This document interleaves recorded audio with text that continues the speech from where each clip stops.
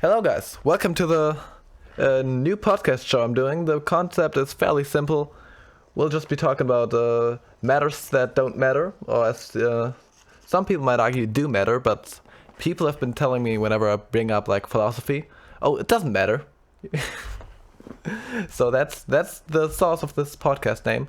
And today's guest, the first guest of the show, is well known in certain areas, certainly, I hope. It's Sir Nate. Well known in some. A.K.A. Nathan. A.K.A. the United Nates. A.K.A. the well-known poetry buff, I suppose.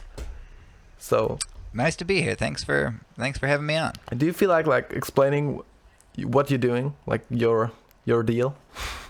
Yeah, so I'm Nathan Oglesby. I've performed under a lot of different names, but principally I make music and I rap and I teach, and usually do both at the same time. I do sort of philosophically inflected or educationally directed hip-hop, often dealing with a certain philosophical concept or something like that, or sometimes just a song in a more sort of freewheeling poetical mode, as is more traditional if you're rapping.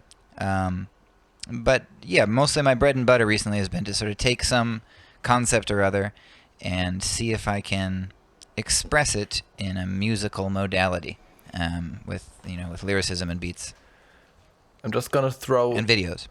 one single opinion in your face, rudely, before we start talking about philosophy. You should really grow your hair out again. It fitted your brand. Okay. It fit your brand way better. Interesting. Like the sort of hippie sort of deal. Yeah, no, it's funny that you mentioned that, because I when I chopped it off the other day, it was on a whim. I was just holding scissors for a completely unrelated purpose, actually. And then I saw myself in the mirror, and I was like, you know what?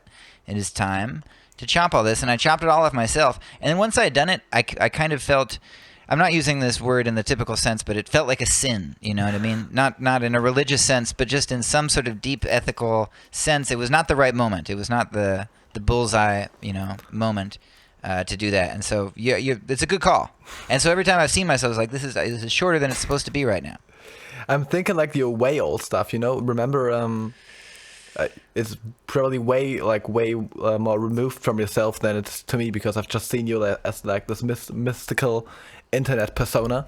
But remember, like your Lalo? Yeah, that was kind of what got my career started. Damn, I didn't even know that's the first thing that went viral. I just know that your hair it was sort of the first thing fit that got your a little bit brand of very well back then. It was like, you look super hippie. See, nobody has ever had the fortitude to just give me that blunt piece of advice, and so it's the only other time I've received advice on my hair was when I was a kid, and my dad was saying you got to cut it. Oh my God. So you've reversed the cycle now. Yeah, because I'm so much redemption. younger than you two. I mean, I don't know. How young are you? Yeah, I'm 18 years old. You're right, like so arriving from your work. You're 30, right? Yeah, 33 actually. Damn, you're like approaching. Yeah. Not to insult you. I think you're approaching like the No. actual wise age. That's Oh, as they say. I look forward to that. Men when they age, they just get smarter and more handsome. That is something that I've heard before. I look forward to verifying that is true. I mean, age hasn't worn you down yet. I mean, certainly. No, I kind of, I haven't gotten to the stage where I am thinking too much about my own mortality yet. Nor have I been seeing, gray hairs. So I don't have the experiential sort of, substratum to confront me regarding like the reality of my death. But I'm sure it'll come at some point, and with it, hopefully, some wisdom will come. Just judging by your like body of work, I think there's some wisdom already there. Like just the kind of wisdom you gain from, as flat as it sounds, thinking about stuff. Just being a good old reflected person gives some wisdom, charm. Thanks. So, I'm just gonna jump into it with like, you're a professor, right? Not a professor of philosophy, but I think that's one of the most cliche subjects. What are you like? When someone asks what are your thoughts on something, it's mostly like an empty question. But I'm just gonna throw it out anyway. What are your thoughts on nihilism? On nihilism. I know it's like a cliche I mean, I question. guess if we're going to, I wouldn't say so. In fact, I would definitely not say so because nobody has ever asked me that question point Oh my blank before. God! So just as That's you're the surprising. first to finally issue the verdict on hair length, you're also the first person ever to blankly ask me what are my thoughts on nihilism.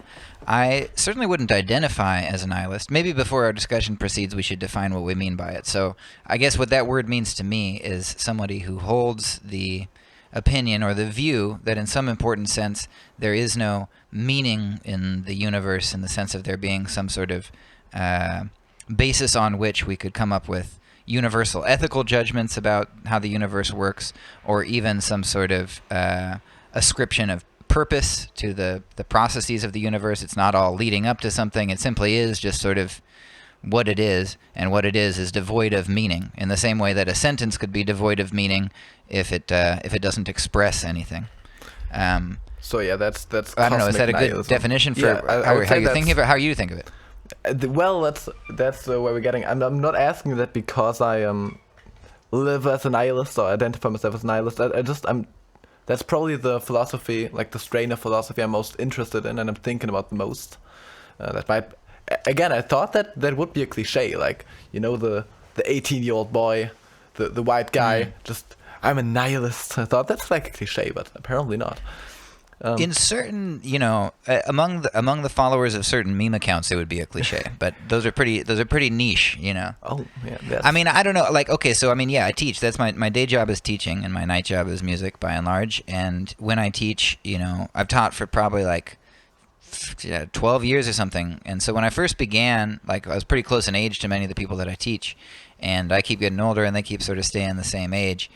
And I have seen, some folks who maybe could fit that stereotype in some way, but I have never encountered anyone, at least in these like schools in New York City and City College where I usually teach, I don't see folks identifying as nihilists.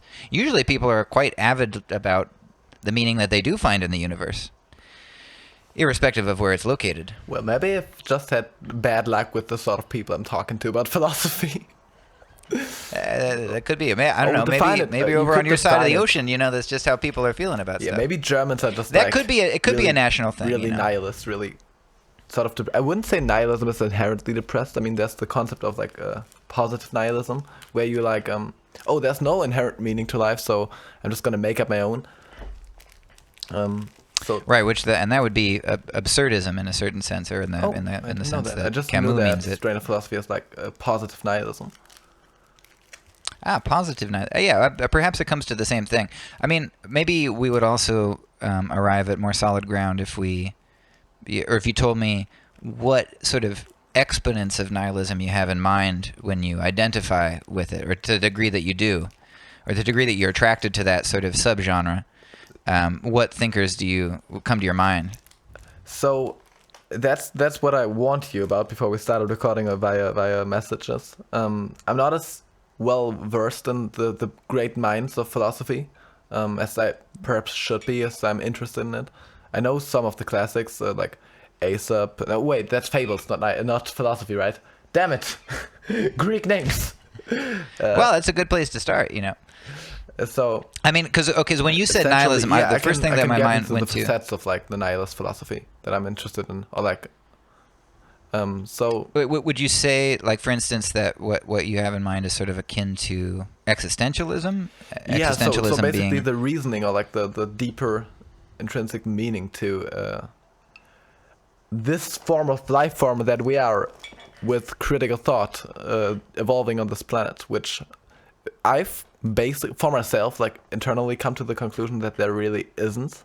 Just from like the purely scientific reasoning, because I'm really materialist as well in the philosophical sense, so I don't really believe in like a higher power or higher spirit.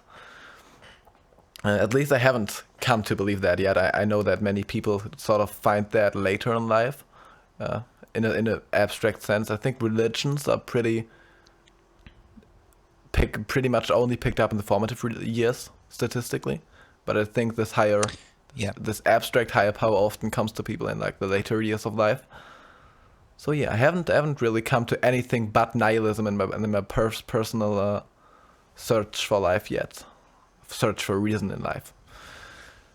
But That's interesting. I mean, I guess the way that I think about it is, to return to your question, I certainly would not myself identify as a nihilist in the sense that I struggle to find any phenomenon that I experience as being empty of meaning. I don't think I could come up with an example of a moment that doesn't seem like it's bursting with some sort of personality or some sort of vividness or some sort of poetry that would lead me to feel like characterizing it as nihil. That's the Latin for the word nothing. That would lead me to feel like that's the right characterization. But do you? And then, Sorry. in terms of my own more, I guess, researched philosophical orientation, in terms of what I've done in academics and stuff, has mostly been looking at instances where the philosophy of science, physical science being so central to the modern conception of the world, instances where physical science, its actual proponents and its history is much less materialistic than one would think. Whether we're talking about in the department of quantum mechanics, for instance, where there are certain phenomena that are very difficult to explain in the language of our conventional materialism, our conventional understanding of common sense reality, so to speak, or just in the actual philosophies of the people who have made advances in science, where they're trying to grapple with what does it really mean that we have stuff that works out, the way that it does. So you're like playing on the fact that like for example, Darwin was a devoted Christian. I see. Yeah, that's a good point, but that's not even so much what I meant. I more meant, so if we're talking about Western philosophy in general, here's my like sort of like armchair summary of how I view the whole continuum of Western philosophy, really. In the very beginning of things, the Greeks were by and large animists in some way, or panpsychists in some way. Animism being the notion that there's some sort of soul that's in things. Panpsychism is sort of the more newfangled modern name for it. And when I say that they were generally of that persuasion, I just mean that being as they were prior to, for instance, the influence of Christianity on Western thought and the influence of Judaic thought, ultimately, that has this notion of an individual finite soul and a God that's sort of in the sky and abstracted and divided from things, the Greeks really thought of soul or spirit as being something that is in all of matter. At least Plato talks about this sort of very specifically, that soul is distributed throughout all things. Diogenes is also really from the same tradition, because Diogenes comes from a series of teachers who are ultimately go back to Socrates, who probably held pretty similar fundamental views of things, because it was the common sense view. Soul, the word for soul, psyche, just means breath in the sort of most ultimate sense, and everything has breath. Why does a plant grow? It's because it has psyche. Why does a human being walk around? Because it has psyche. Why does a rock aggregate the way it does from smaller bits of dust to larger? Because it too has some sort of soul in it. There is just soul in things. That idea, though, sort of started to atrophy, I think, as of the sort of new stages of Western thought that began sort of with Aristotle, but then really much more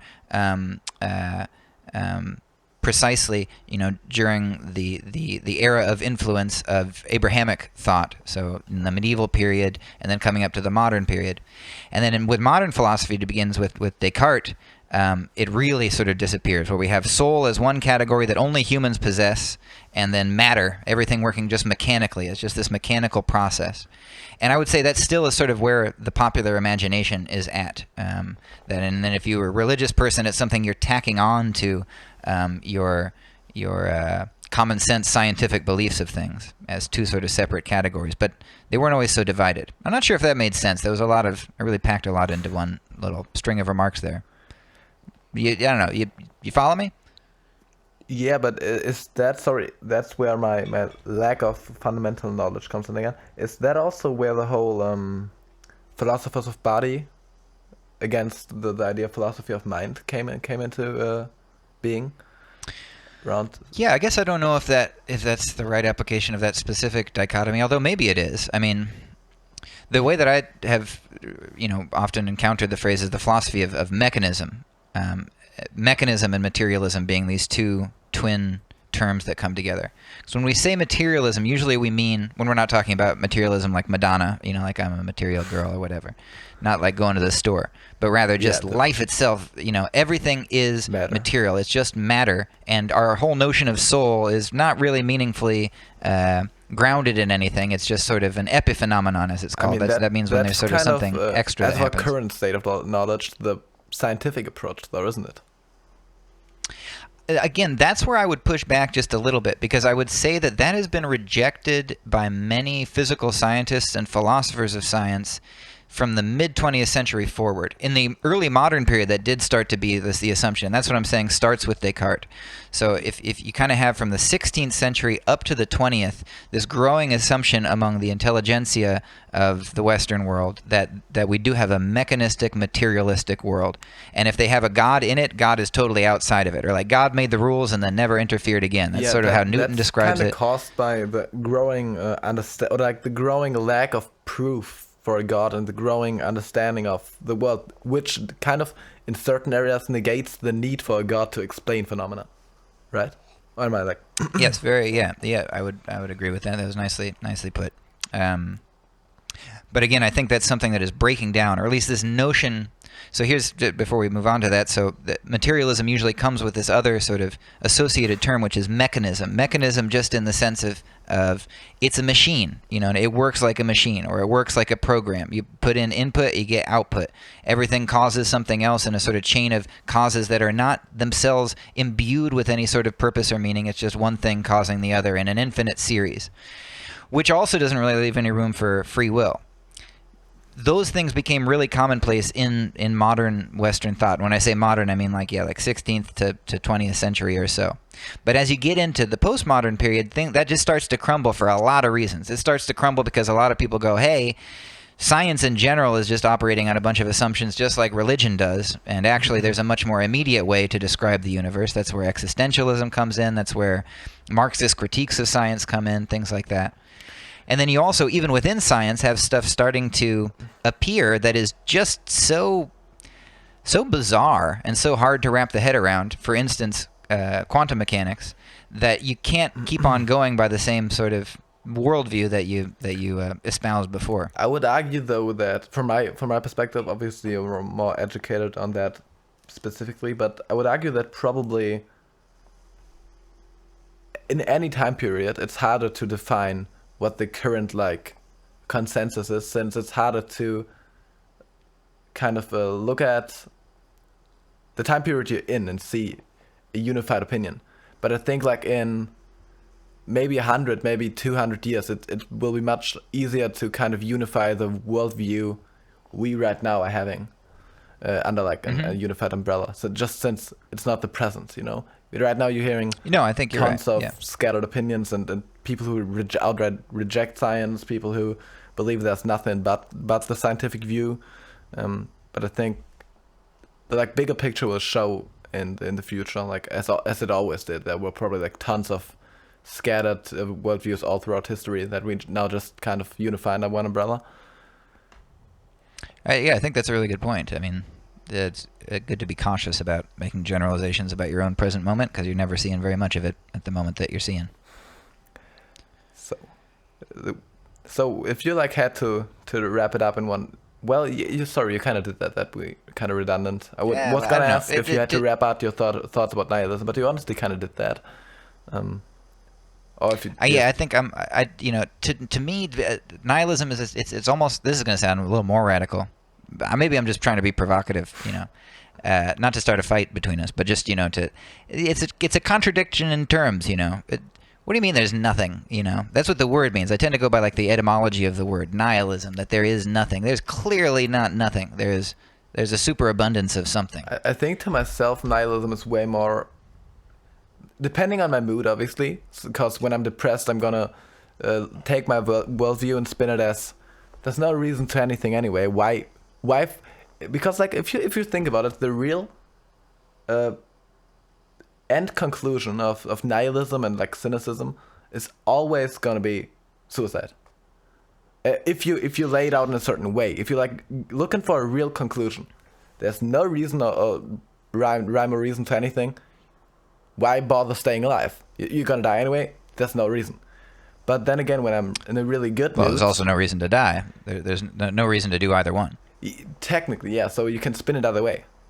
But if you're like in a mood, yeah, that's probably the piece of information I didn't say. If you're like in a mood where you don't feel like living, there's no good, like moral, conscious reason to not commit suicide in the one corner. But then again, when you're in a good mood, you can literally make of your life whatever you want, and have no other than legal obligations to do or not do anything that doesn't just makes you happy, essentially. Have you read The Myth of Sisyphus before by Albert Camus? The name says me something. No, I haven't read it. I might have heard a synopsis because I know the name. Can you like? It's a good book. So he's a French existentialist philosopher, and he's less famous than the most famous existentialist French philosopher, who was Jean-Paul Sartre. But maybe he's equally famous. I don't know. I'm not sure exactly how to measure that. But in any case, he's beloved for this book called The Myth of Sisyphus that starts from this exact question, because he would share the view that there's no demonstrable ground of meaning in the universe, or any ground for ethics, or any reason to die versus not dying. And so then he asked the question, why shouldn't you kill yourself? And he says the answer is just because. Just don't do it. And instead create some sort of meaning for yourself. That's kind of positive nihilism, as I heard it defined before. Great, yeah. So that's same kind of idea, and his key term for it, and this is why this word came up earlier, is absurd, the absurdism. And then the book is called the Myth of Sisyphus, after this Greek myth. Sisyphus he was like a very clever but very wicked mortal, and he's punished in the underworld by having this endless task of having to roll a boulder up to the top of a hill. That's an international thing. That's a German saying, the Sisyphus test, and a test that's impossible because it keeps going. I didn't know that was a German idiom. That's cool. Maybe that's also an English idiom. I don't know. Yeah, we say Sisyphean. I guess we do. Sisyphean task. It's pretty uncommon. German is kind of. But in any case, the boulder rolls down again as soon as he's gotten it to the top, and he keeps on going. And so life, Camus says, is like this. We're faced with the utter meaninglessness, and what we then must do is create the meaning. Now, I find that really inspiring as well. My only detraction from it is just that the fundamental assumption that there is no meaning is a huge assumption. It's a huge assumption. The most radically skeptical position is, and therefore in a certain sense the most rationally responsible position, is that there may be tons of meaning and there may be none at all. Or there may be some sort of contingent sense of meaning, that there is meaning in the universe and some things are meaningful and some things aren't. I think if you're driving, there may be some sort of skepticism to its like logical conclusion, you'd have to. I think if you would drive that idea of questioning everything to its logical conclusion, you'd literally go insane rather than there, because you couldn't even be sure if your thoughts are real, if they're by you, if they're your thoughts, if there's any matter at all, if it's all just like, I think you mentioned that in one of your songs, like a cosmic dream of some sort of super soul or whatever. I think if you drove skepticism to its logical conclusion, you couldn't even think about skepticism, because it literally might just be an idea implanted by you to the Matrix, like farm energy or something. Yeah, perhaps you're right that it drives you to a kind of insanity. Although it might be a very pleasant kind of insanity in terms of the actual chemical experience of it, or it can be. I think it can be very ecstatic. I mean, if you've ever been in sort of a psychedelic moment, those are whether not legal induced in Germany, by, so I wouldn't by, admit to that, but maybe. Well, all right, okay, so I will put my whole livelihood on the line, and I will say that I have tripped balls many a time. And sometimes when I have, or even sometimes when I am not, just by virtue of my own brain chemistry, I have had the state of being uncertain what the meaning of it all is, or whether there is a meaning, but just felt sort of the seething press of all of the sense data that I receive, and all of the imaginary elements of my consciousness that conspire to create images that play before my eye, my consciousness on the inside of me, and I felt it all mixed together and been totally confused by it, but also totally enraptured by it at the same time. And that too is, I feel like, a state of skepticism where you're just looking, you're just feeling it swirl around you.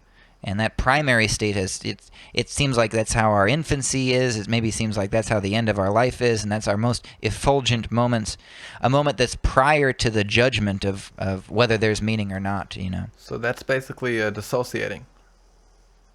I heard that term thrown around a lot in like terms of psychedelics. So that's where that kind of came from. Yeah, I mean, to me, dissociating has to do with sort of your departure from your immediate surroundings and the sense data that are in them. For instance, some substances sort of induce this state where you become oblivious to what's going on around you because you're sort of in a tunnel of mental experience. And specifically what's happening in your brain is the receptors that are responsible for allowing you to grapple with sense data or encounter it and process it are either turned off or overstimulated to the point that they don't function properly. And ketamine, for instance, has this effect. Oh yeah, I saw your thing with Hilla on ketamine, which was delightful. Yeah, it's become a strangely large part of my life. Not ever because of my own intention. It was there's this club here in Brooklyn called House of Yes, and that song Yolalo that you mentioned, they found out about that song and then wanted me to be in this musical called Ketamine the Musical, a musical devoted to celebrating this particular drug. And at the time, I had never even done it. I had to, it involved research on my part in order to be involved in the project. And the research has continued on occasion. Just for research purposes. So I have one burning question, which kind of throws the flow of the conversation out of the window, but heck, we're gonna get back into it with another topic, I'm sure.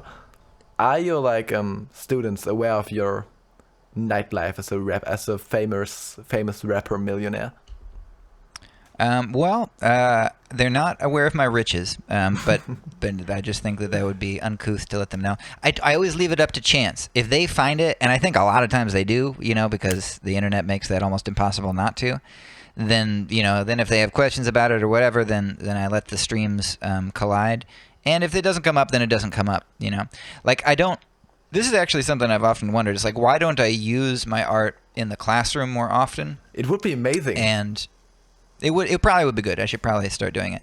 It depends on what the subject is too. If it's like a philosophy course or I don't usually teach philosophy courses, but if I teach like a literature course or something like that, then I can see it being useful. If it's a Latin course, it's like we have precious class time, and it's like I kind of got to just break it down and explain how the hell you translate a sentence, I mean, it could also be kind of come across corny, I think your videos are amazing, but you don't want to be that guy that puts on his own rap in front of a audience of students. That's how I feel.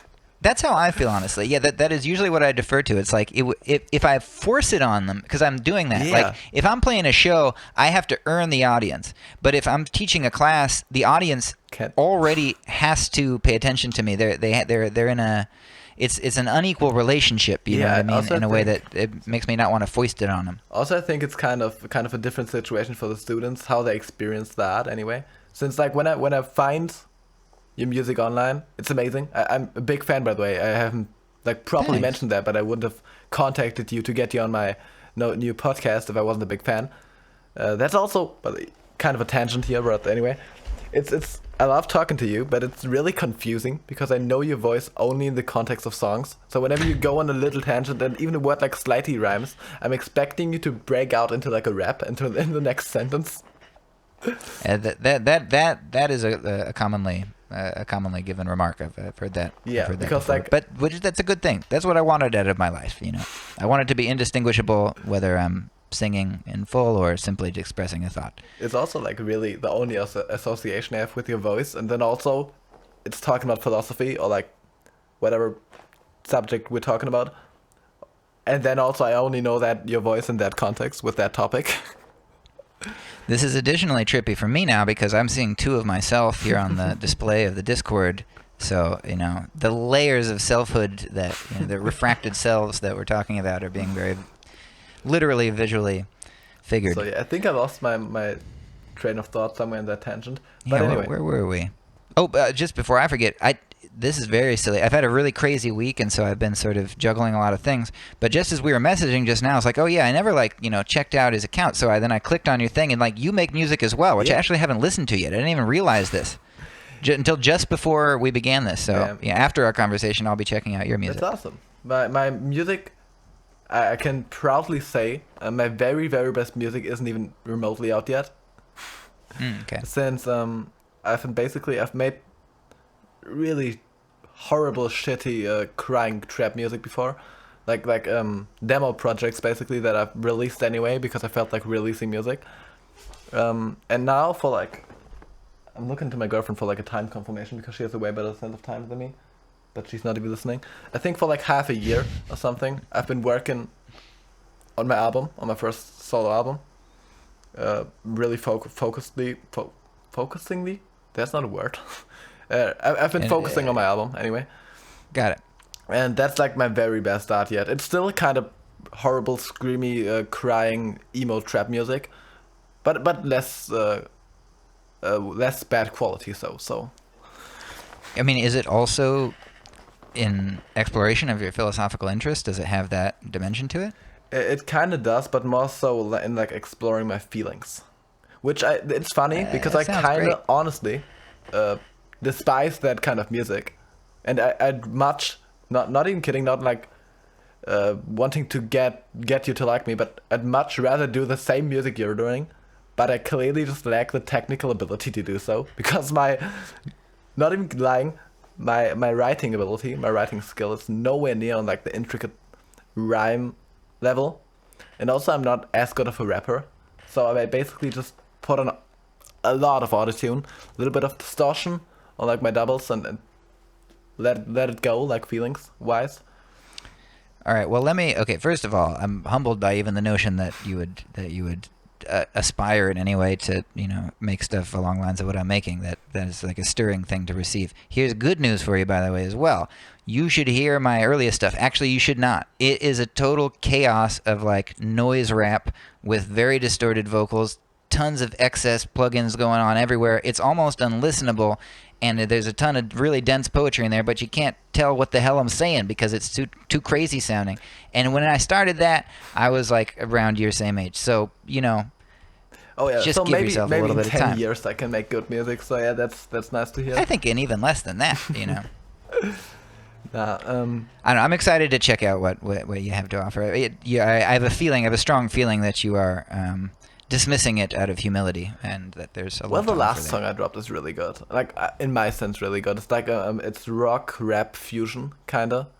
Cool. I have no clue what genre it is because I thought it was like pop punk when I released it, but then people call it rock and some people call it metal, so I don't even know what's going on anymore. Yeah, all the genres are dissolving into one another. Yeah, I think SoundCloud played a big part in that because lots Totally. of people as rap sort of got angrier and they're more aggressive and trap, they sort of turned to rock in certain aspects and punk.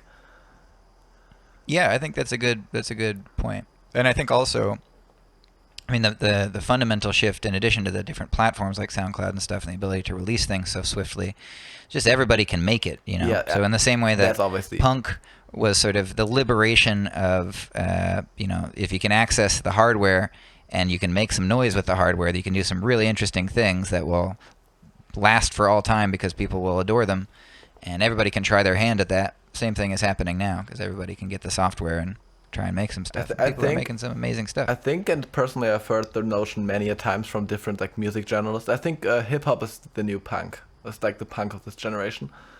I completely By agree. the way, if you couldn't tell because of my horrible lighting, I've been trying really hard to like blow up in music, to the degree that my new album has a blue and red branding, because the album is called Duality, and just for the marketing of that album, and for the music videos, I've dyed my hair blue and red, and Wow, put in amazing. blue and red contact lenses.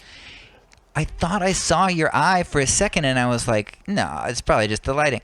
That's amazing. That's just for the branding of my album because I wanted to have like a consistent branding in the music videos and kind of a thing going on with the album. So, as an artist name, what do you go by? Nia, which Oh, is just by Nia. Okay, cool. really weird since in Is Germany. that also your given name? No, my given name is Melvin. which is a more Oh, got common it, name. got I it. know it's kind of a nerdy, dweeby name in America, which it really isn't in Germany, which makes it really annoying to say my real name in front of like American people because it's a really bad I name like in it. America. I think it's cool. No, yeah. So getting back into philosophy, I'm just gonna ask you one straight blunt question and let you go on a tangent on however long you're trying to answer it. Are you happy? Great. At the moment, yes. At the moment, yes. I'm enjoying talking to you, and I'm feeling good about what I've been working on recently, and been making some money doing it, and that is extremely gratifying. In general, though, I am quite depressive. I'm really prone to depression and also to obsession. I have sort of an obsessional streak in my character. I often feel that I can rationally demonstrate to myself the goodness of the world, or if goodness is too strong a term, the just fundamentally agreeable situation of being alive. That ultimately there is, if you have your basic needs met, more comfort available than pain, and more to celebrate than to bemoan. That said, I've spent most of my life, both as a child as an adult, feeling fundamentally pretty depressed, which usually has to do with obsessional sort of turning on single thoughts. There's always like one thing that bothers me in the world, and I just can't get out of it. And usually it's something very insular to myself, and sometimes it's something that's not even real, like weird obsessional numerological things that just sort of possess my brain, and like literally years of my life has sometimes been spent just like with this sort of shadow thought hanging over me. I'm not sure if that makes sense, but in general, right now, I do feel happy at the moment. So It's amazing because that's good. you're thinking like exactly like me, which is kind of a pretentious thing to say because I do consider, without personally knowing you, I do consider you a very intelligent person. So saying we Thanks. think alike is kind of an arrogant thing to say. I don't find that to be so. I mean, if we resonate, with one another's way of thinking about the world, then we resonate, and that's something to be declared. You shouldn't be smoking. That's just Actually, I quit smoking, and this is not tobacco. This is hemp. It's like a THC-free hemp cigarette. I mean that's nice, but it does come up with like the tar and suckiness of nicotine. Of It probably does, cigarettes. but just to, full disclosure, I'm on my way out of the smoking game. This is my means of getting out of it. That's awesome. Yeah, I personally I've had not experienced this, but because I haven't been smoking or have ever had to try to quit smoking, because I don't smoke. But seeing like the people around me, the most people I've ever seen effectively quit smoking, instantly quit. Like no one I knew quit like during the whole, oh yeah, I'm vaping now, or no, I'm just smoking on the weekends. Any person I've known who quit smoking, literally smoked a cigarette, went, never mind, and quit smoking right then and there. So maybe you should do It's that. all or nothing. I think you're probably I right. know that's not. It's not going to that happen easy. right now, but I think you're right. I know it's not that. That'd be a good headline though. Like if you'd be like 30% more famous, that'd be like a million views clip. Like Nate quit smoking live. That's such a good idea. Everybody will confirm if it's real or not. But Well, you should do like a live stream or something, like quitting smoking live. yeah, it'll just be me doing other stuff, and as long as I'm not smoking, then we're good. I like that idea. Well, Well, I'm happy to hear that we think alike. Although not happy, if you mean to include in that you have also felt yourself prone to obsessional thinking and depressive thinking. yeah, obsessional thinking and like, it's probably stupid to obsess about this kind of stuff, but I've been really, and I know that's like a naive thing to say because it's not gonna happen if you try to force it anyway. And statistically speaking, just objectively, it's not gonna happen anyway, most likely. But I've been really obsessing over that, and before I actually say the thing, that's probably the first thing I'm saying this publicly because I haven't gotten into like my feelings and intrigued thinking publicly over the last years. But I've been really obsessing over the thought of being famous. And you've probably been there at some point. I think most people have been there at some point, so it's not really all that special. But just the thought of, not even just like the cliche thing of, oh, the attention, all the eyes on me. But honestly, just the thought of earning a fuck ton of money with just whatever I happen to be doing, like making music or live streaming or whatever. I mean, that's pretty agreeable, right? That's the ideal life. That's what everybody wants, so it's probably not special. But I've been really obsessing over that and been trying really hard. You know, to the degree that I've been dyeing my hair and getting contact lenses just to try to get a good running album out there. I can sympathize with that. I mean, I don't think it's true that everybody feels that way, but I do think it's true that a lot of people feel that way, and I think it's understandable for a number of reasons. I also think that we give ourselves too hard of a time for feeling that way. I feel like many of us are, it seems oftentimes when this topic comes up, that there's two things at once. There's like, I feel bad, or I really want to be famous and I'm not, and that makes me sad. And I feel bad that I want to be famous, because it's sort of like a no-no. It's not cool to desire that. Yeah. It's only cool to already be it. And there's sort of there's an ethos of don't try too hard, don't worry about it, accept where you're at. And that's legitimate and ultimately wise in many respects. But it hasn't always been the assumption. Like, for instance, go back to the Greeks again. Like, the Greeks were super preoccupied with the idea of living forever in people's memory, because they didn't have a very well-developed idea of living forever in the bosom of God, in heaven. They did have the idea of an underworld, but it was kind of, you might as well not exist anymore. Once you go to the underworld, you're gone, and you return to the elements from which you came.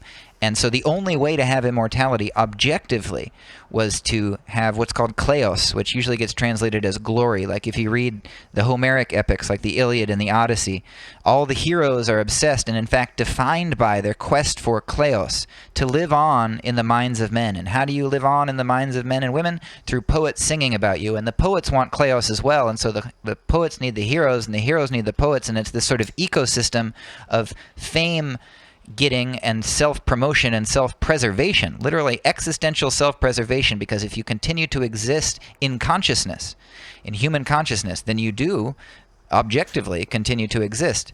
Oh, that's actually one topic that I like historically I can contribute to. Finally, I think that's also a big idea in the Nordic mythology, because to the degree where like just people who did really awesome stuff, like people who performed great tasks and got lots of glory, are considered like demigods, basically, in the Nordic mythology. Like, do you know the tales of Ragnar Lothbrok?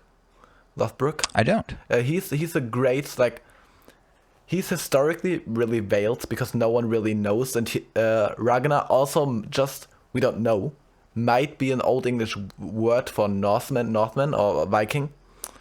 But the vague idea that many historians believe in is that he has been like one of the greatest Viking chieftains ever, basically, and he led assaults on basically infinite cities in England over a couple of years, moved on to Paris, moved on to, I think, other cities in French.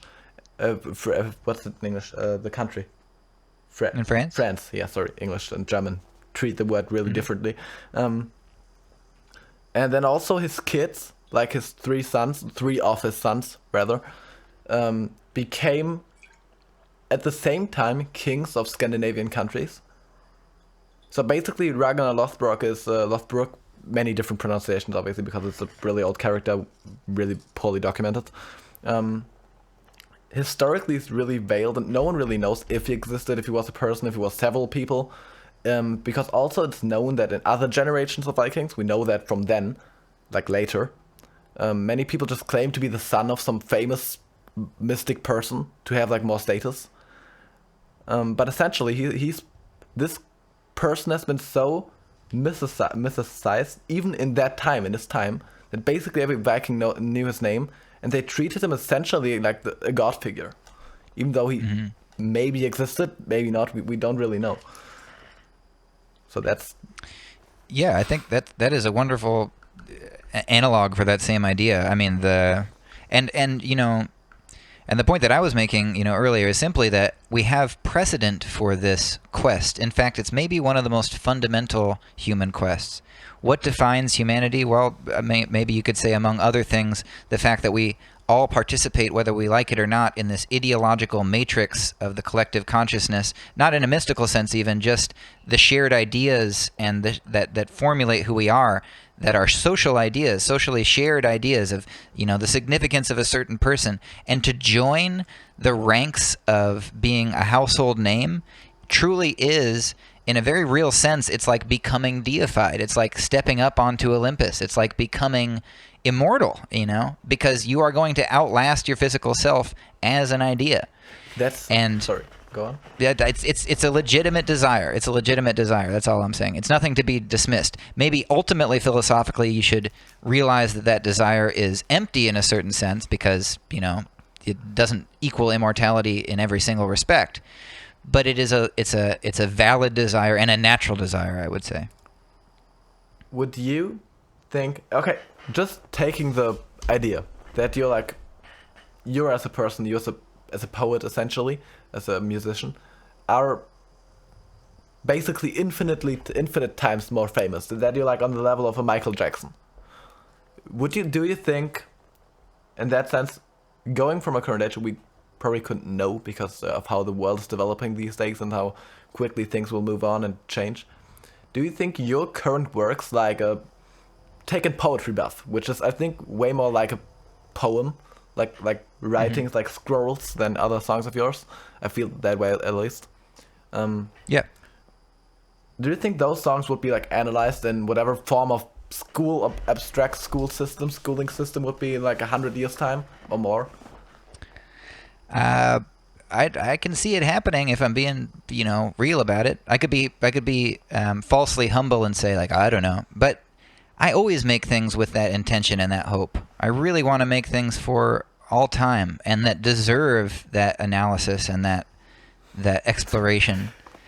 You can do that with almost anything because you go farther away from it in time and you require a class to even understand what, a drinking song meant, if we're studying really ancient literature, what was once we're also going to be studying memes probably, hundreds of years from now. And memes are going to need a hell of a lot of interpretation to be comprehensible. But I think that it is the responsibility of an artist to operate on the stage of the whole cosmos and to really, or at least the whole human race, and to be making things that I shouldn't say this is the responsibility of every artist, but I do feel this sense of responsibility to speak to all time as much as you can. I think I've been doing really bad in that because I think I read an article about that. It might have been a bad source. I don't know. Probably could find it if you Google. I don't know if it's probably was The Guardian or something, some source that's just considered corny. But I read an article about how music in general is becoming way more egocentric.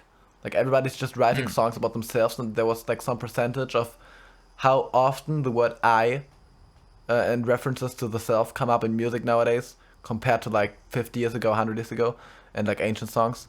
And I think music is way more egocentrical now, but I'm playing into that. I'm literally writing songs just about myself. My entire album is, I think I described it as a representation of my depression at some point.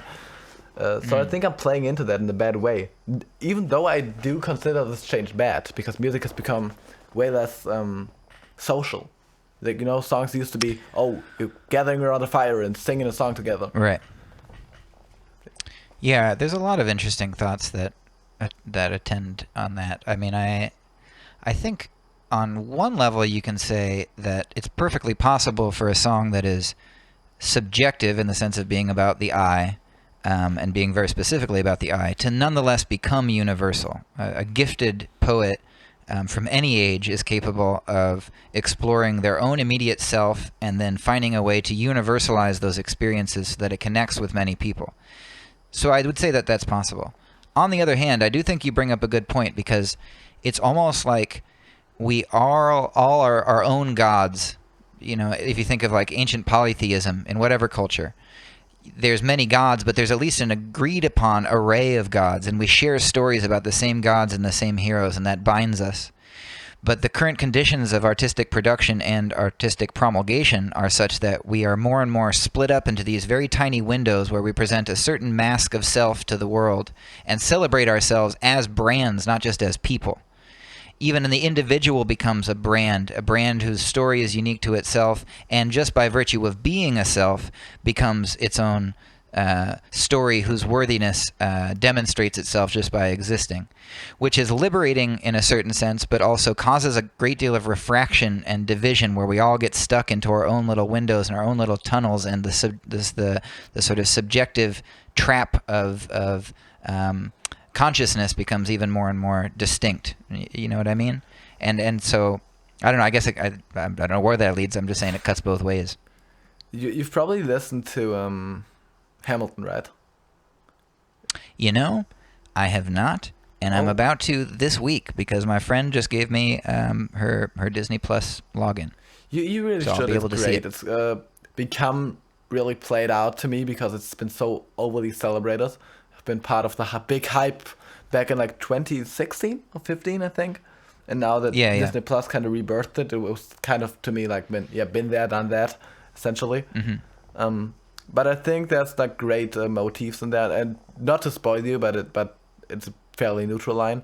There's this motif that comes up back again and again, which is history has its eyes on you, and I think in a age which is this well documented, this is true for everybody who chooses to make it true, essentially, which is kind of a big thought to think, you know. It is. Most likely, if people would care to, which they most likely wouldn't, but everything I do today might very well be looked at by some person 100 years down the line or more.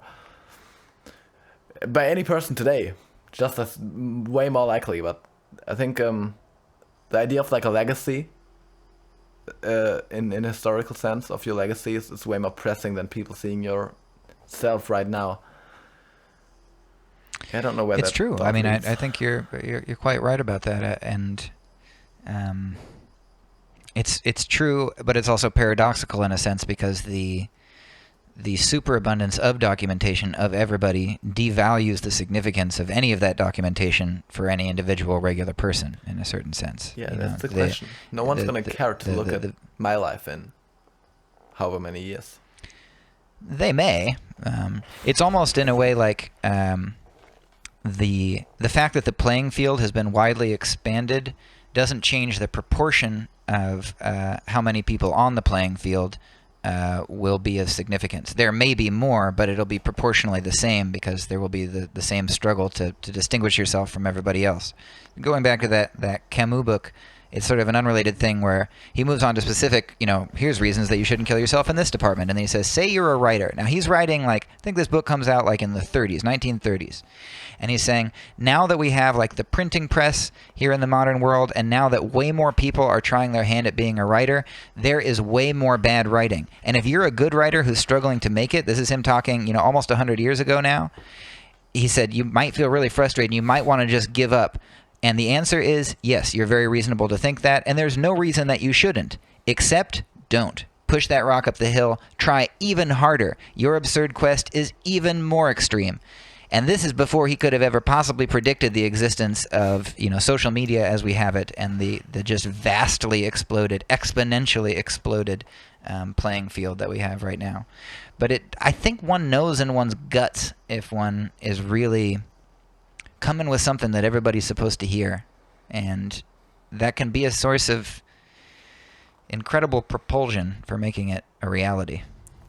I say so not having made very far along that chain of progress, but that's even just recently something I've been realizing. I think I used to have a less confident view of my own work, and I've been growing in confidence recently and going you know what, you're nowhere near where you want to be, but your shit is good. And I'd never allowed myself the pleasure of thinking that thought, subject, verb, object, as such, until recently, And it's been a bit of a lifting of a burden. Honestly, I know, to at least feel that it's possible because it's merited, I know that that's a stupid thing to say because most people will probably tell you that, but I know that as an artist, you see your own work differently anyway. Right. But you could have had that confidence years ago, you know that, right? Your stuff has well, right, been that's good. what I'm saying. I know that it doesn't work that way as an artist, I feel that, but your stuff has been good for years. Maybe that's something that you can apply to your own, journey right now. Maybe some of the stuff that you're feeling so, iffy about, maybe that feeling isn't justified. You've been talking about the like idea and the concept of obsession phases, and Yeah. earlier, and I've been really, really like intensely obsessed with Eminem for a while, which might be cliche again because the white boy who likes rap is interested in Eminem. Obviously I would, but like intensely so, watching like through every piece of documentary and obviously listening through all of his music, leaked and unreleased stuff too. For like a really intense time. I've been like listening to all of his albums basically daily for a while. I think like 1 or 2 years back now. But that's like something that bothers me because he was like a very similar position to me. A couple of years down the line, he was like I think 26 when he made it really, with the Slim Shady EP LP. And he was like he had this. People talk about how hungry he was and like how intensely he wanted to make in music. And I'm there right now, but I'm just not as good. which is frustrating. You're going to develop, though. I mean, that's the thing, I mean, here the main thing, and again, I'm not speaking from a position of authority here. This is just how I feel about it these days. It's fine to feel that like the anxiety, and it's really good to feel the urgency. And both those things can be positives even as long as what you do with them is to just like, don't worry too much, just practice all the time, just work all the time, just produce all the time, just like live it, breathe it, never stop, And again, that to me, that's like a new thing just in the past like year or so that I've been really trying to apply that. And I'm not saying don't take breaks, but just really fully accept the quest, You're like a knight on a quest and you got to keep on keeping on. By the way, if you don't, it won't happen. You need to figure out your Spotify, man. Your Spotify. How so? Your Spotify presence is like a mess because you got the old Serenade stuff, and then you got the right. On your YouTube you have you linked your, I think Nathan Olfor or something, page. Nathan Oglesby. Yeah. Well, on YouTube you linked a page with no music on it, and then on your main Spotify page you got music on it. Yeah.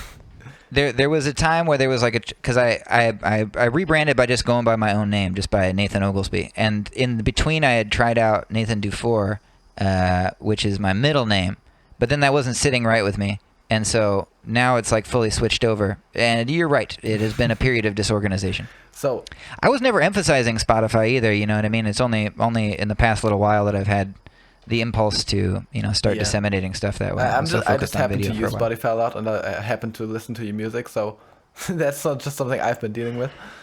So I'll take that as your second welcome piece of advice, along with the hair. Organize the Spotify. I did not mean to like lay my advice down on you because no, please, I could use it. You're the audience. So big like audience think piece. Maybe that's just like a fan, the typical interview thing right now. You mentioned the concept of polyamorous relationships a lot. You and Tilla got stuff going on? Is that public? Yeah, I mean we make music together, and we have a funny type of polyamory in that so far it has mostly remained theoretical. There are some exceptions to that, but they're limited and few, and I don't know, there just hasn't been time really. We live together and we work together on a lot of things. The important thing for us, at least this is how I would phrase it for myself, is that there's a big difference between feeling like you're officially committed to somebody in a monogamous way and feeling that you're not, but nonetheless you might not want to be with anybody else. It's the possession of the option, the constantly being able to remind yourself that you are free and that you're with this person as a choice, not by virtue of some sacred vow you've made that you stand in danger of breaking if you connect with somebody else, or if you suddenly have feelings for somebody else, or if you have an experience with somebody else, an intimate one or any other kind of experience. Yeah, you don't know how uncomfortable it was for me to just come out with this typical like celebrity interview question while our conversation has been like this civilized in all a way questions are welcome up to now, but I had to like get it out there, for all of your fans waiting at home, waiting for your answers on those kinds of questions. All right, people. You know, I They'll got the finally be duty. You know, I satisfied. think that is this your Yeah, first interview? Is it? I don't know. No. I've done a lot of like mostly. I haven't done very many podcast interviews. I've done a few podcasts with Hilla, and I've done a lot of like just like written interviews. Some on my own and some with Hilla. Yeah. Sorry. I'm thinking about getting Hill on the podcast too, but most likely next week. Or asking her to come on the podcast. You definitely should. Most definitely. For next week we got another guest queued up, which is awesome because it's another person on YouTube. I probably don't know it. It's Bulletberry. He used to talk about computer stuff a lot, but now he does philosophy videos. Bulletberry, yeah. He's like a small channel. I'll check that out. He still does some PC stuff, but also talks about like philosophy a lot and funnily enough, because he mentioned it earlier, talks about psychedelics a lot. Oh, interesting. Cool. Check that out.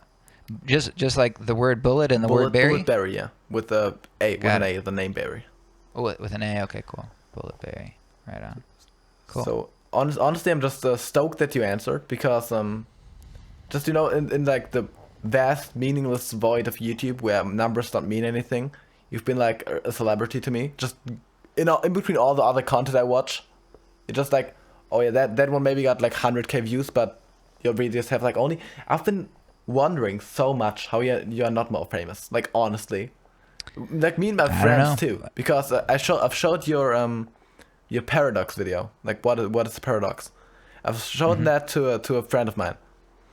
And she just went...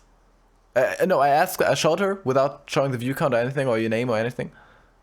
And I asked her, yeah, guess how many views that has. And she went 2 million. Wow. Just because this type of stuff usually is way more well known on YouTube. Like, oh, you know that philosophy rap video? Yeah, sure. But you just aren't, and I'm puzzled by that. I must admit, I share the puzzlement to a certain degree.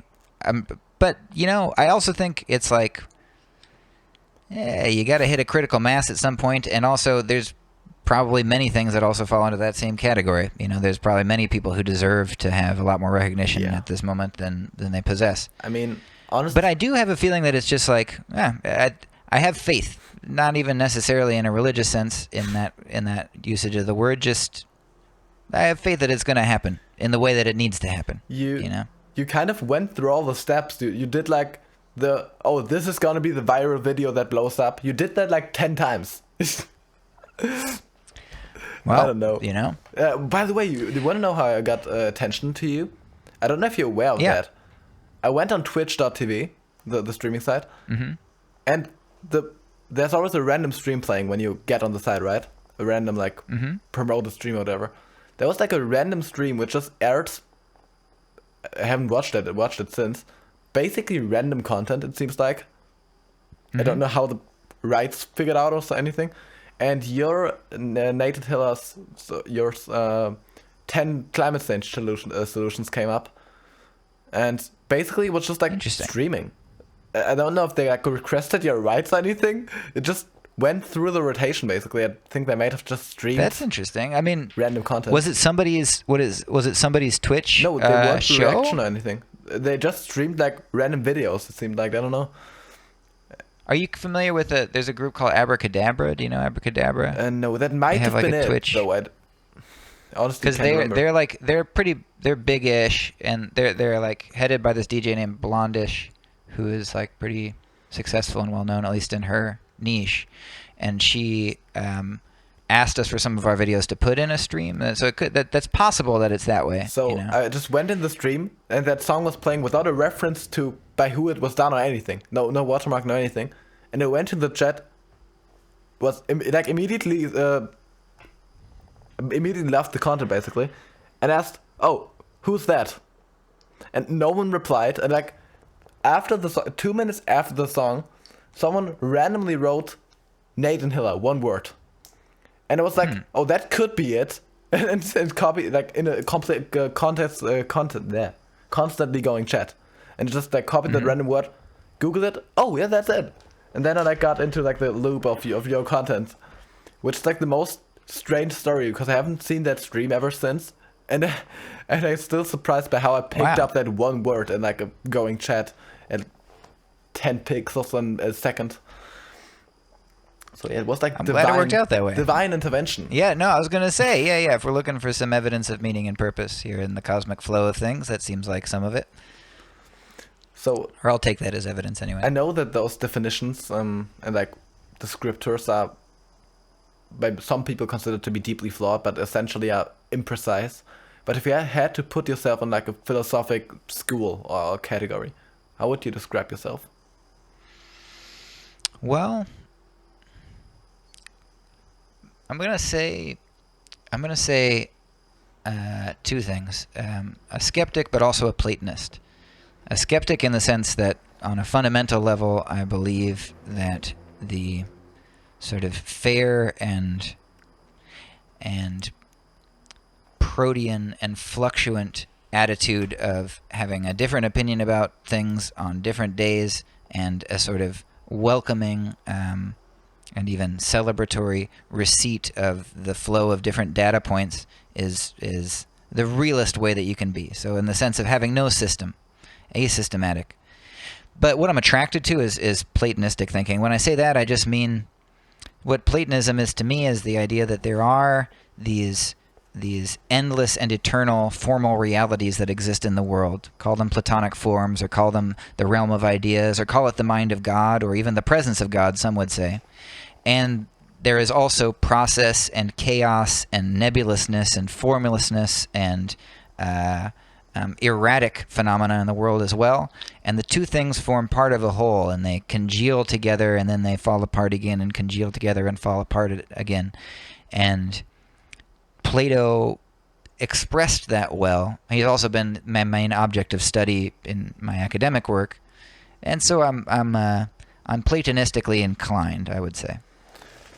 That's interesting, because like from your vague body of work that you've collected over years, so it's probably not that accurate to judge by that, but you do it automatically, right? I always got the sense that you're like really atheist. No, I'm not. I'm rather the opposite, actually. I mean, my idea of what God is so open and so pluralistic that there are many people who would identify as atheists that I would say that I agree with completely, but I just don't think of that as an atheism. I mean, my sense of what God is, it's too broad of a thing to define, but in some sense, the giver of formal possibilities to the world, or that by virtue of which, that entity by virtue of which we do have form and definition in the world. And that's a very abstract notion of God, but that doesn't make it an unreal entity. It is a belief. I believe there's some such thing. You like to relate back to their origins and words, so it's like atheist, the lack of a belief, which you don't have. No, atheist is the lack of a theos, not a belief, but a theos, which is a god. Oh, theos, yeah, sorry. I basically don't do Latin, and that's like the one vague thing I remember from having Latin in school. So sorry for me. That particular one is Greek, but that's anyway, the idea. Sorry and so for me being bad. I mean, as far as again on the God topic, like to me, like the whole notion of like God being a question of belief, that seems silly. Like belief is even, it's a very Protestant concept. It's like be saved if you believe, a Protestant Christian concept. Be saved if you believe, and you're not saved if you don't believe. But belief is cheap. It's not about belief. It's about what do we call, how do we describe, and how do we orient ourselves to this crazy chaos of existence. And in that crazy chaos of existence, we have some stuff that we can't make sense of, and we also get born and die, and there's constant change, but there's also stability, there's also a lastingness, there's also a realness, there's both process and reality, there's both flow and form, there's flux and eternality, and they're in an embrace. And how do you want to refer to them? Do you want to refer to them as two different divine principles that are interlapping, weaving with one another, like the yin and the yang? Or do you want to refer to them as just like two abstract forces? Or do you want to say that that's God giving life to the universe and then letting it pass away again and continuously doing so? Or is that God being born continuously and God dying again? And God is the universe itself? It's all just choice of terms.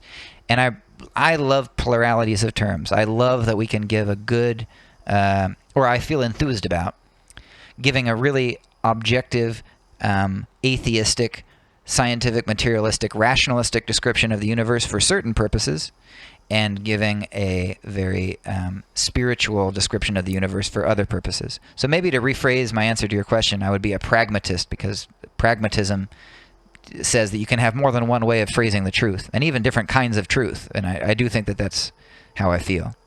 There are logical truths and rational truths, and there are spiritual truths and irrational truths, but they're all truths. I resonate with that very strongly, because I found myself like in a calm, just regular state of mind. I'm really like materialist, and essentially I believe in that abstract sense in vaguely nothing. Like I try to go, obviously you can't, but in a regular state of mind I would try to go by only science. I like thinking that way because it makes me see the world in a really controlled way that helps me to be calm, basically. But when I happen to be intoxicated in one way or another, or find myself in like a really spiritual feeling situation, or like just really calm feeling kind of vibe, essentially, or like a party, or that I don't really go to parties as much as like a hangout. And like I'm on a couch and just talking to people I really appreciate. I find myself being way more spiritual, essentially, and find myself being, yeah, maybe there is a reason to life after all. Maybe there is something as simple as a good and evil, which I usually usually reject that notion that there's something as objective good and evil. But maybe that's just something I try to believe in to confirm my worldview. I don't know. That's something I struggle with too, because I find myself not really liking anything I think, because my mind is just or anything I say rather, because my mind is just racing with, but it could be different, but it could be that, but it could be this. So whenever I say even something as simple as I'm here, for a stupid example, I find myself like half consciously thinking, oh yeah, but what if the world isn't even materialist? What if I'm just thinking? I mean, what if this is a dream? What if, like, not obviously not day to day, but this is the kind of thinking I find myself doing, which just I think I'm too skeptic for my own mental health in a way. I mean, to me, it almost sounds like you are attaching some anxiety emotionally to something that doesn't necessarily need to be an object of stress or anxiety, in that it is the case that sometimes the spiritualistic view of the world is the one to go with. For instance, if it is a psychedelic experience that you're sharing with somebody, you are going to feel that reality, and that reality is going to be as pristinely and acutely real as it could possibly be in that instance. There are other instances where a much more mechanistic view of reality, a much less spiritual view of reality, is much more appropriate and much more suited to the task, such as if you're performing an operation on a human body, if you're performing a surgery. And those two can become present, and the fact that they have totally different logics to them is confusing, but it's not any more confusing or any less worthy of celebration than the fact that we have different languages in the world. And those different languages capture different shades of meaning because those languages themselves create the meaning. I mean, have you ever read Wittgenstein before? You probably heard the name No, honestly, Wittgenstein. not at all.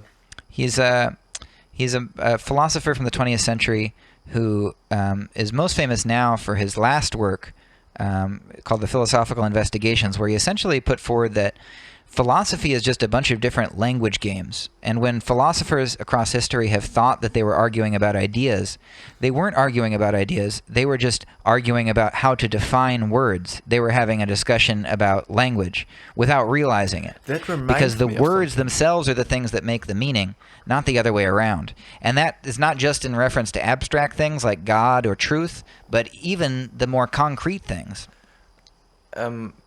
Before I come to the thing I was just saying, you really make a good point, because I think, thinking about it now, I might attach many kinds of like anxiety and fear and like social, not that I have diagnosed anxiety disorder, but like the word anxiety in its original meaning, to like deeper thinking, because even right now, like being real and direct with you, I find myself questioning if you are like annoyed at me or like just frustrated because you feel like you're talking to one of your students and just are like, oh, well, I expect, basically I'm running the thoughts that you are like, oh, I expected a good discussion, but really I'm just talking to one of my students, and it's annoying and I have to explain everything.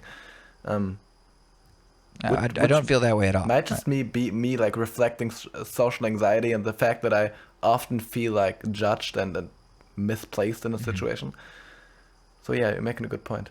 But in German it's called Gleichnis, which would translate to equality. No, not really. Like the saying, the idea. I don't even know which philosopher it was done by. The idea of the ship. You know, when you replace every part of ship over a journey, at the end is it still the same ship? Right. That's also right. kind of just arguing about meaning and words, because it's very much equally the same ship and not the same ship. It's just a matter of how do you define it. So that's just something I was reminded of. Yeah, I think that's a very pertinent point. Do you? By the way, to be quite clear, I'm enjoying talking to you very much. That you need to have no anxiety on that point. That's nice. Maybe you just. I mean, that's why I was so struck by the name of your show, because like, you know, the matters that don't matter. I mean, this matters tremendously. That how we choose to interpret our reality and whether we imbue it with a sense of celebration on the basis of the fact that we feel really positive about it because there is God in it, or because there's not God in it, or vice versa, that we feel negatively about it because there's God in it or because there's not God in it. Nothing could matter more. You know, I mean, that is like that's the very core of everything. That might be a controversial thing, because it like kind of plays on the idea of I think it was Nietzsche, but I will probably get this wrong. Who like suggested the idea of the type of lesser human being and the type of upper human being, like master and slaves. Was Nietzsche? Yeah, maybe. Yeah. But I'm not meaning it in that way, but in a hopefully less controversial way. I found myself thinking that there's two kinds of people. People who just never found a better way to phrase it, even though I had the idea for like years. Essentially, people who think, and people who mostly don't think. Maybe that's something I've been seeing this way, but a couple of my like closer friends have confirmed me that like view of the world. Many people just don't really think about stuff in a deeper way. They just kind of exist. That I've been talking to, at least. I've often seen like people, you present them with an interesting thought or like a philosophic idea or anything, like any conversation starter, and they just go, oh, that's neat, and like go to post a picture on Instagram or something, which might not be inherently bad, but I think it's very different from the way I operate, because I can't even keep myself from thinking about something I'm presented with. I don't know. Have you seen that type of distinction as well?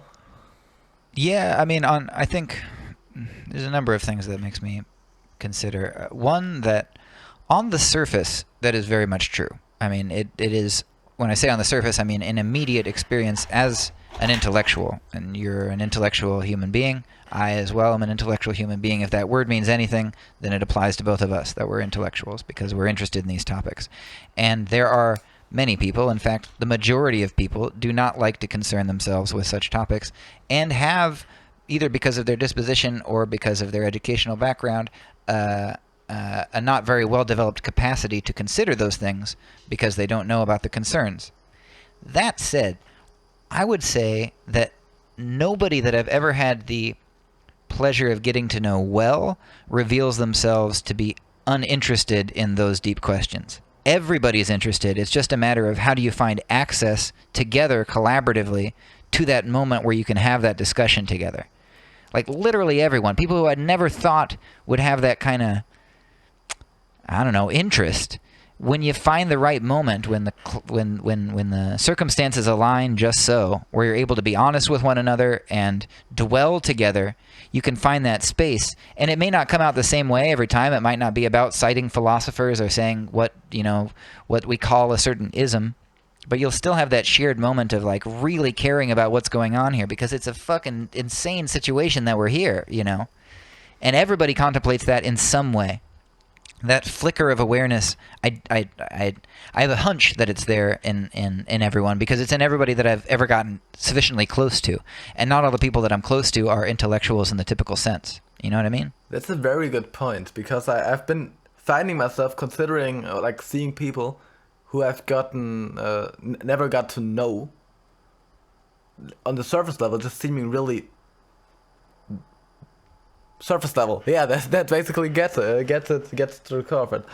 Because many people, I don't know, maybe I'm just way more concerned and like reflecting of any of my thoughts and statements and what's going on around me at any point. Maybe, yeah, you're making a good point, because most people probably have that capacity of thought. They just don't care about it. Maybe I've been too. Or they quick have a to, totally different way of expressing it too. You know, it could be they have a totally different way of expressing it. Maybe I just outed myself as completely stupid because I haven't really considered it that way. Well. Anyway, yeah, that's just something. I pride myself, kind of pride myself in thinking things through before I say them, and then this kind of stuff happens, and it's really bad. But I find myself. It's okay. I find myself there too. I find myself racing around so many thoughts that I even end up thinking stuff that I blatantly consider to be untrue. But for example, looping back around to your content, you going through basically all the notions to have a viral video, which should, by all kind of objective accounts that you could measure that by, have way more views. And the algorithm kind of just not picking it up made me consider for a while that there really is, like, you know, kind of conspiratorial content Illuminati that certain people get famous that buy into it. And I blatantly consider this to be untrue by all accounts, because it's a fucking conspiracy theory. But I felt myself thinking about this kind of stuff just because certain people should be there and other people don't deserve to, but they are. Like the mumble rap scene, which currently is like blowing up. And that really made me consider, like seriously consider and get down into this like conspiratorial thinking. Yeah, maybe there's kind of Illuminati that you buy into fame, and if you don't sign the contract that makes you say not say anything about the Illuminati, then you won't get famous. It's so funny that you mentioned this, because on the same day that you messaged me, I also received a message from this Instagram account that has Illuminati in the title, and they were like, "Would you like to join the Illuminati?" And I was like, "Is this a joke? I mean, what are you talking?" Like, so I look at their account; they have like 3 followers. Like, I'm not exaggerating. Like, literally 3 followers, and like 6 pictures of like different people holding this like cheaply bound paperback book that I'm guessing the account is designed to sell, And I was like, so I just joined, like, you've chosen me? And it's like, yep, and you're now going to be rich and famous as long as you accept the code. So I was considering doing it, and, this adds a little bit more fuel to the fire, See, you just saying that probably made you unfit to ever join them, if they exist. I don't know. I have a feeling that they're aware that their publicity has already run away from them, Plus, I could very easily, I could be already in it, and this is just my way of throwing you off the scent somehow by letting you think that you're close to the truth. The most powerful shadow organization in the world contacting people they want to recruit via an Instagram DM on an account with 3 followers. Exactly. Yeah, we're like the most influential content machinery of the world. We sign every single artist that exists and that's famous. But no, we just contact people via Instagram DM. By the way, I also got to you via email. I don't know if you saw that. Like, because, yeah. I thought about like, he probably. I didn't even know you had Instagram until I actually looked up your channel, like your links. And then I found myself going, well, I don't even know if he checks Instagram, because I never check Instagram. I hate Instagram. I basically use it as an archive for my pictures. Like, we'll do email from now on. So because I'm not always a fan of Instagram either. Yeah, we got Discord now. So if you ever want to get in touch, maybe we can do a feature. Maybe this is my big ticket to like the big leagues of getting more than 3 views on my new music videos. videos. I am so into that. Like I said, I'm excited later today later this evening after our conversation to check out your music. I'm Man, enthused I about honestly, no matter if you still check out my public music, I'm gonna send you like a couple of demos of my current music, just because my public music at this point is so like embarrassingly bad. that. I got a feeling you're being too hard on it, but please, do send me the most current stuff because I'd be really interested to hear it. I mean, I am being quite sincere when I say this has been a really enjoyable conversation. So any music that such a person as you would make, I think I am likely to find interesting. Damn, honestly, I really enjoy this conversation. I probably will like, if this podcast like does well and this format keeps being a thing, because this is like the 70th time I try to like get a consistent format on my channel going, because mostly I'm just essentially releasing like 2 videos of a format and then dropping it. But why I'm thinking I would really like be into this thing, it gives me an excuse to contact people whose work I'm really into and just talk to them. Yeah. And also if like, for example, I'm not pushing you towards anything, but people who are on a podcast, as guests on a podcast, will most likely share that podcast. Exactly. On like their Instagram and stuff.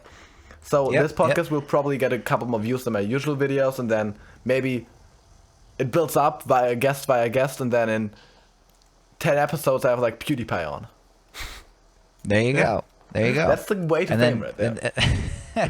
There we go. And then when I have like 10 million views a video, I'll get a U-Bag on just to get you the fame you deserve. Yeah. It's reciprocal. Yeah. I'm into it. Let's do that plan. Damn. So, do you have? I'm interested. I've been shooting like a lot of straight statements and questions your way. Do you have like a thing that's burning your tongue? I don't know if that's an idiom in English. Is that an idiom in German? Yeah, it's burning. Something that you want to say is burning your tongue. Burning your tongue. Yeah. Wow, I like that. We say burning to say sometimes, but not burning the tongue. I like that. I do need to go in a little bit. I have to think about that, work on something with Tilla. But no, I think the final thing that I would say is that it's interesting that we began this conversation sort of talking about whether the universe that we experience or the world that we experience is one that has, significance in it or meaning in it or purpose in it or whatever. And that was sort of like premise 1. And then we explored the contrary premise, and then we explored whether the two could be both true in their respective ways of being true. And I feel like, this conversation itself and the accidents through which we've encountered one another illustrate that whole point, you know what I mean? In a certain sense, totally random chance events. In another sense, tremendous synchronicities, Synchronicities of what kind of people we are, what kind of things we worry about, what kind of things we're interested in intellectually. And so it just seems like a great test case for this theory that I feel moved to put forward, at least contingently, that like it is totally random and it is meant to be. It's both. Oh yeah, that reminds me of your song. I don't know what it's called, like a song about contrary arguments. Oh yeah, this and that. Yeah, this and that. Yeah, that's an awesome song, by the way. I could say that about most pieces of content you've put out there. I do think, not attacking you, really just like being honest, I think your albums have been lacking a little bit, because I think your the albums. Yeah, because I think your premise lends itself really well to doing like this concise art.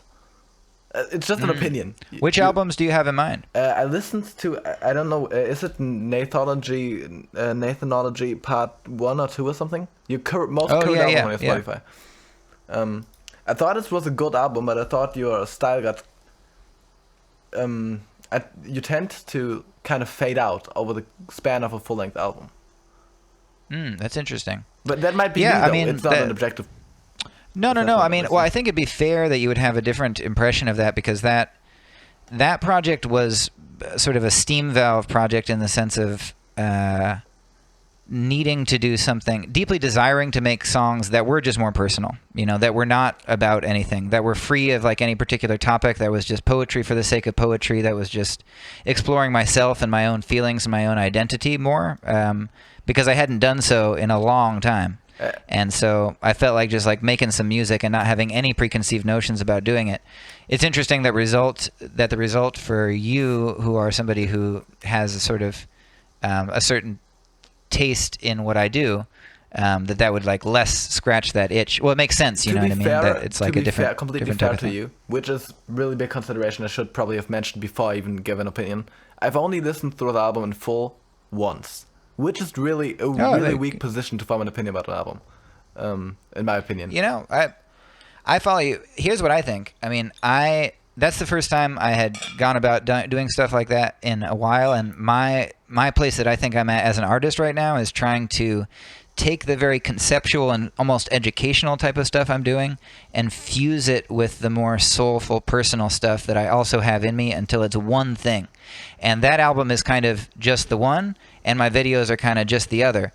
And there is a synthesis that's possible, and I think I'm getting closer to it, but I haven't quite gotten there yet. That's how I feel as an artist right now. Which I really feel bad about even criticizing the album, since I know that, at least for me, by feeling an album is way more personal, and even if it's not already a way more personal album, an album is way more artistically valuable to an artist itself than a single, right? At least to me. Mm-hmm. So I'm sorry that it like specifically critiqued that one thing that was most likely to be personal to you. No. It's really okay. As I'm saying, again, I just listened to it once, and that might have obviously has some contribution to why I didn't get all the essence of the songs all that great. So yeah. No offense taken. No offense taken at all. So honestly, I'm thinking about I'm watching the clock. I'm about to wrap up, but if you're down at some point, might be like a couple of weeks, maybe months down the line, I'll have to watch like my content schedule.